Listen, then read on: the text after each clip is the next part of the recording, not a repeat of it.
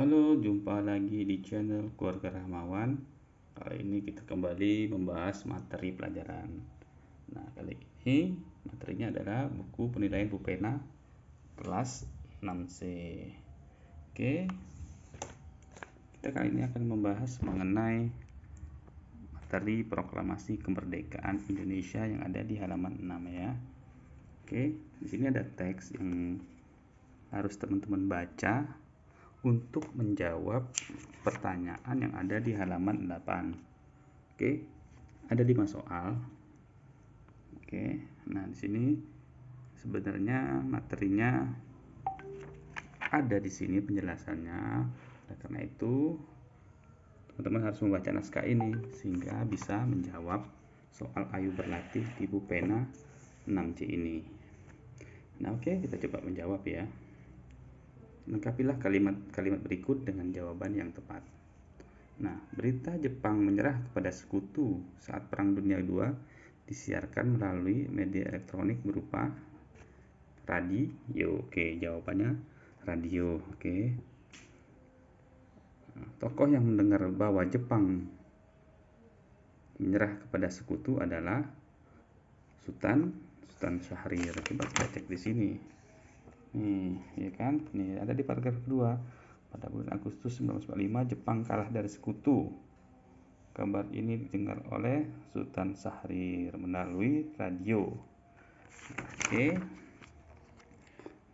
Ke 1B.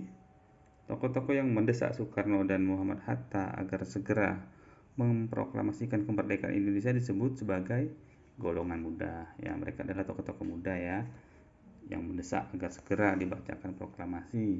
Sementara kaum tua masih bertahan menunggu momen yang tepat. Nah, oke. Yang C, lokasi yang menjadi tempat menyusun naskah proklamasi adalah rumah siapa? Laksamana Maeda. Oke, namanya begitu populer dalam sejarah Indonesia khususnya proklamasi. Lalu, tokoh yang berperan dalam penyusunan naskah proklamasi adalah, oke, kita nyebut di antaranya setidaknya ada 3 nama, yaitu Soekarno, Hatta, dan Ahmad Subarjo. Teman-teman bisa baca di sini, pasti akan ada ketemu jawabannya. Oke, ini naskah proklamasi disusun oleh Soekarno, Hatta, dan Ahmad Subarjo. Oke, next kita bahas yang soal not D. Tokoh yang bertugas membacakan teks proklamasi kemerdekaan Indonesia adalah siapa? Soekarno yang didampingi oleh Muhammad Hatta. Naskah proklamasi resmi, yaitu naskah yang diketik oleh siapa? Sayuti Melik dan ditandatangani oleh Soekarno dan Hatta. Lalu nomor 2, apa yang kamu ketahui tentang BPUPKI dan PPKI? Apa tujuan organisasi tersebut didirikan? Nah, BPUPKI ini Badan Pendidik Usaha Persiapan Kemerdekaan Indonesia ya. Nah, ini merupakan organisasi bentukan Jepang saat Perang Dunia Kedua, di mana organisasi tersebut didirikan dengan tujuan menarik simpati rakyat Indonesia. Kenapa? Dengan menjanjikan kemerdekaan kepada Indonesia. Jawaban itu bisa juga kalian temukan di sini di teks yang harus kalian baca. Ya. Oke. Lanjut nomor 3, apa tujuan golongan muda membawa Soekarno dan Muhammad Hatta ke Rengas Dengklok? Tindakan tersebut bertujuan untuk melindungi Soekarno juga Hatta dari pengaruh Jepang sehingga dapat segera memproklamasikan kemerdekaan Indonesia. Jadi seperti itu ya. Soal nomor 4, apa makna proklamasi kemerdekaan Indonesia bagi dirimu?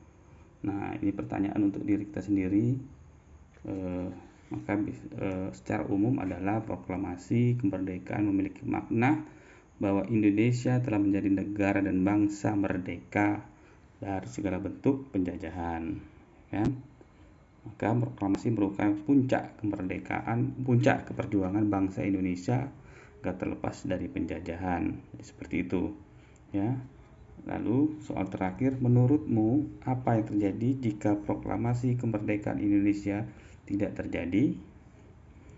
otomatis maka tentu bangsa Indonesia akan terus dijajah oleh bangsa asing, ya, dan tidak memiliki kedudukan yang sama dengan negara-negara lain. Jadi kita masih terjajah. Nah, jadi itu jawaban dari soal ayo berlatih di ibu pena 6C. Oke, kalian juga bisa menyimak naskah ini di galeriilmu.id. Oke, jangan lupa subscribe, share, dan komen. Terima kasih.